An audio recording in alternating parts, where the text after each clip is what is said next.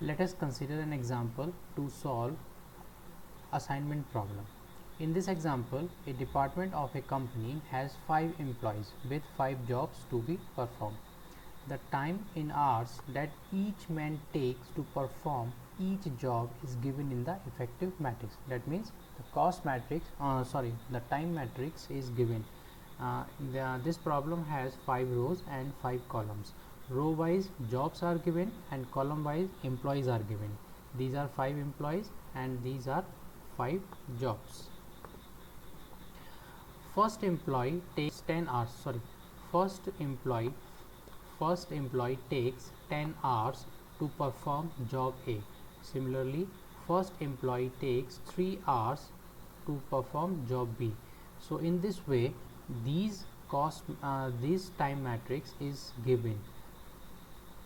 The objective is to assign jobs to each employee. 1 per employee means 1-to-1 basis. That means one job is to be assigned to one employee. The objective is to minimize total man hours. To solve assignment problem of order 5 cross 5, there are 5 rows and 5 columns. Rows represents number of jobs and columns represents employees. There are 5 employees and 5 jobs. The objective is to assign each job to each employee. That means 1-to-1 on 1-to-1 basis.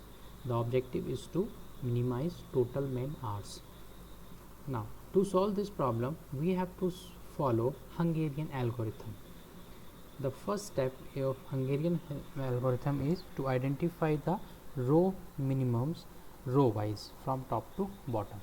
If we see first row, the row minimum is 5. For the second row, row minimum is 3. For the third row, row minimum is 2. For the fourth row, row minimum is 7. For the fifth row, row minimum is 4. After identifying these row minimums, we have to subtract these row minimums from the respective rows other element. In the first row, the first element is 10 and the row minimum is 5, so the difference will be 10 minus 5, 5. So this 5 may be written here. Similarly, 5 minus 5, it will be 0. 13 minus 5, it will be 8. 15 minus 5, it will be 10. 16 minus 5, it will be 11. So this is the revised first row of the previous matrix. For the second row, minimum is 3. Now subtract this minimum from the other elements of that row. So 3 minus 3, 0. 9 minus 3, 6. 18 minus 3, 15. 13 minus 3, it will be 10. And 6 minus 3, it will be 3. So this is the second revised row. For the third row, minimum is 2 and we have to subtract this minimum from the other elements of third row. 10 minus 2, 8.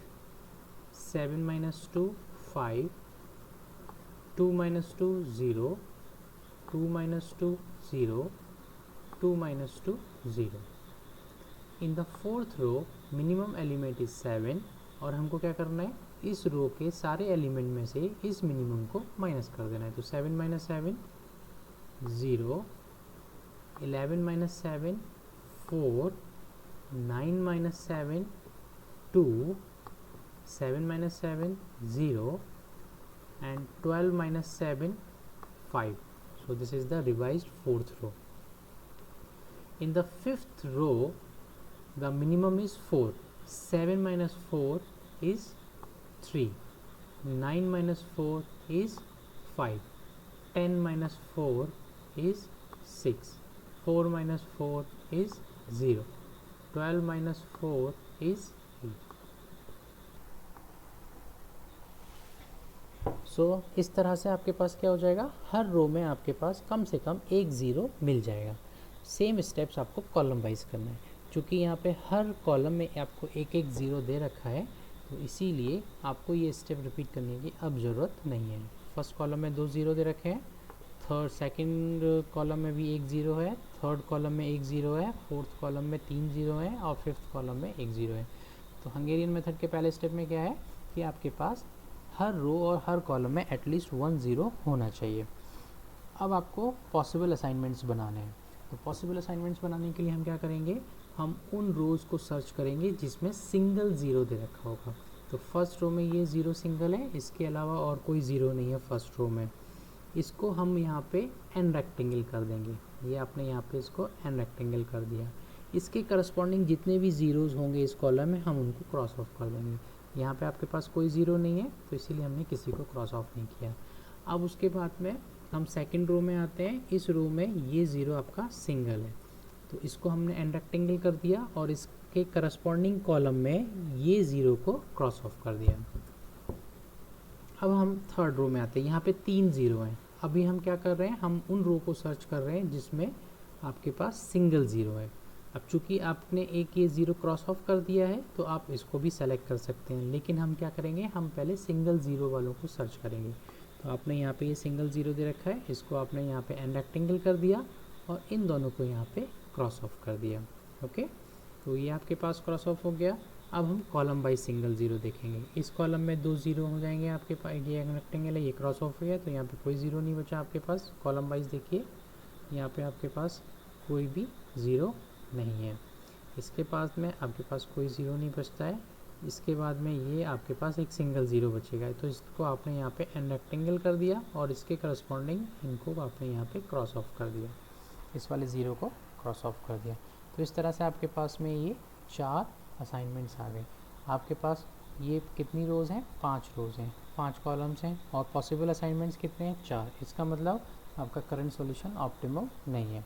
To obtain the optimum solution, you must have 5 possible assignments. But here, one assignment is missing.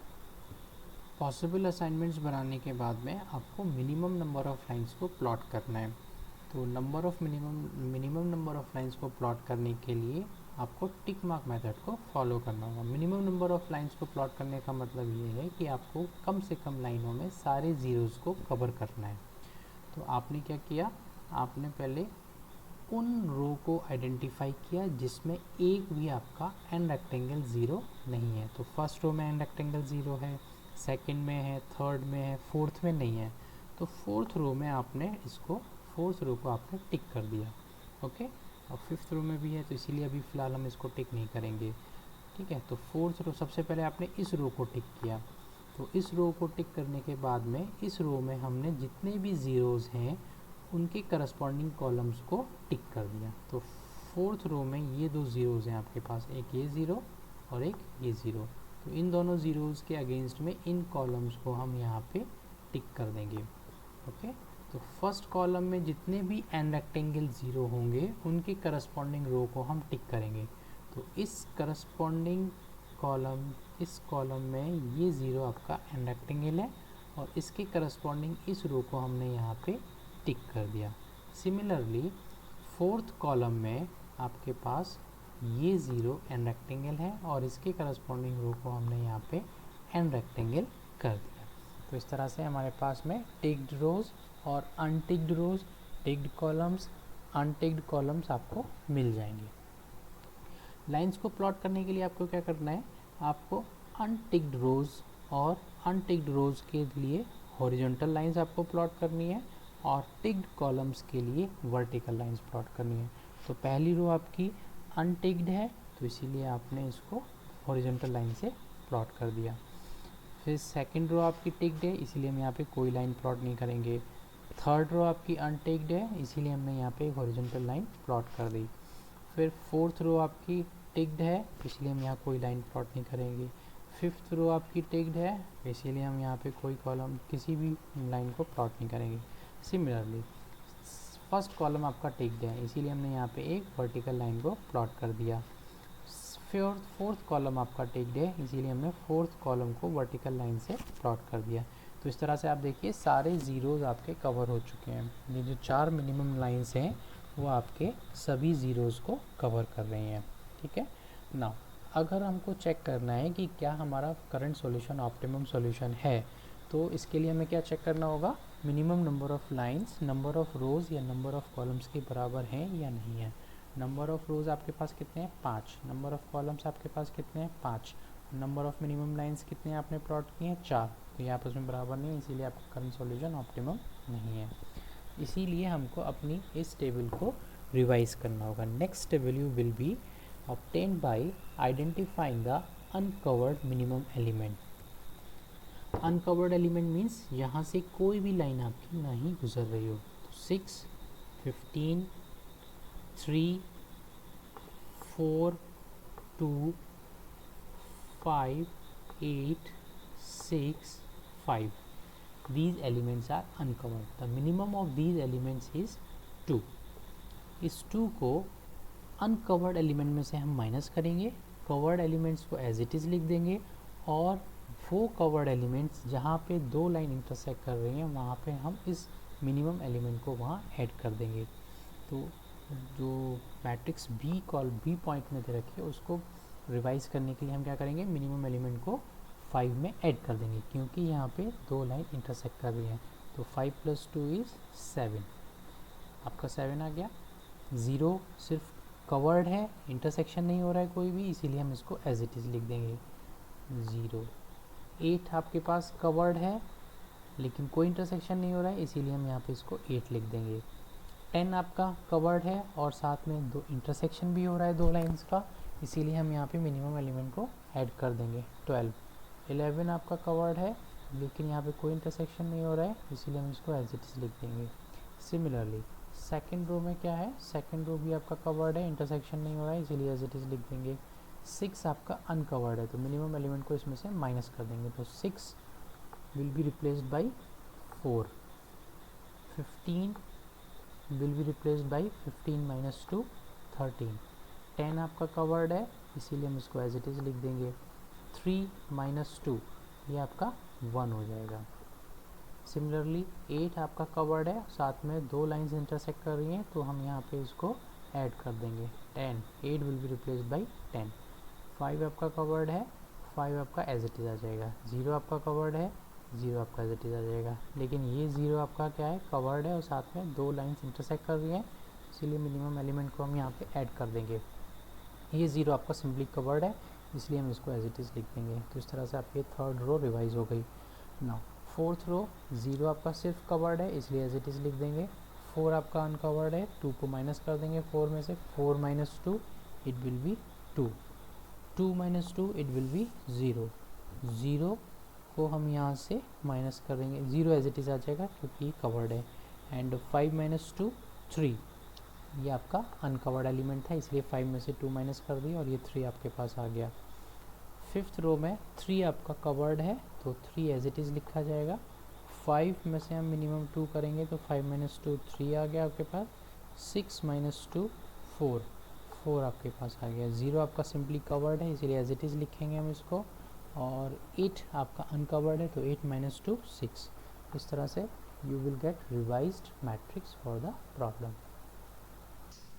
Point B में आपको फिर से revised matrix मिल जाएगी। Okay, now optimum solution find out करने के लिए आपको फिर से हंगेरियन मेथड्स के स्टेप्स को फॉलो करना होगा। फिर से हम रो वाइज एक एक ज़ीरो को सर्च करेंगे।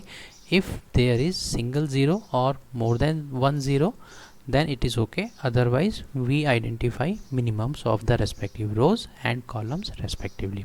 तो इसी तरह से आपके पास हर रो में एक ज़ीरो अवेलेबल है, फर्स्ट में भी है, सेकंड में भी है, थर्ड में भी है, थर्ड में 2 हैं, फोर्थ में भी 2 ज़ीरोज़, 3 ज़ीरोज़ अवेलेबल है। फोर्थ और फिफ्थ रो में भी आपके पास एक ज़ीरो अवेलेबल है। सिमिलरली कॉलम वाइज आप सर्च कर लीजिए, आपके पास 1 2 ज़ीरोज़ यहाँ अवेलेबल हैं, सेकंड कॉलम में 1 अवेलेबल है, थर्ड कॉलम में 2 अवेलेबल है।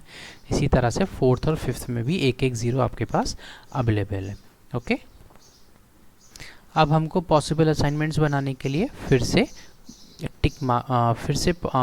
ज़ीरोज़ को कवर करना होगा और अदर्स ज़ीरो को रेस्पेक्टिव कॉलम में क्रॉस ऑफ करना होगा।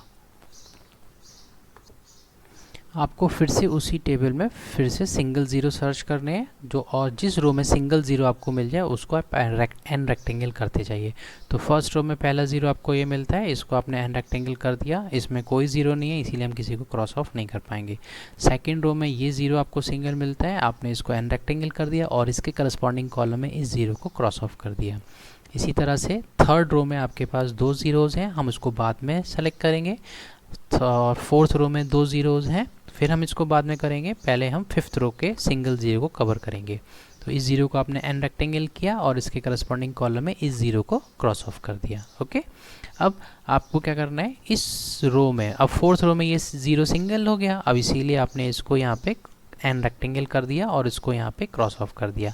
और थर्ड रो में ये ज़ीरो आपका सिंगल हो गया, इसीलिए आपने इसको एन रेक्टेंगल कर दिया। अब आपके पास में 5 पॉसिबल असाइनमेंट्स बन गए, 1 2 3 4 और ये 5। ठीक है, नंबर ऑफ़ रोज़ कितने हैं आपके पास, 5। नंबर ऑफ़ कॉलम्स कितने हैं आपके पास, 5। तो नंबर ऑफ़ रोज़ या नंबर ऑफ़ कॉलम्स के बराबर आपके पॉसिबल असाइनमेंट्स आपको मिल गए।